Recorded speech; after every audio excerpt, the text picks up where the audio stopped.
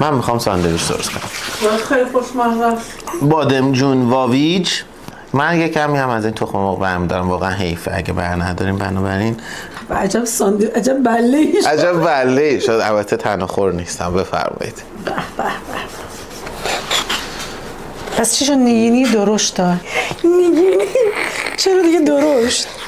بسته به نظرت؟ والا این برای عروسی بسته. اینو الان میتونیم هم تو آب نمک بذاریم، ولی نمک فلفل زردچوبه میزنیم، یه ذره آب میندازه، بعد موقعی که میخواین سرخ کنیم فقط یه کوچولو اینجوری میچرونیم که تلخیش بره.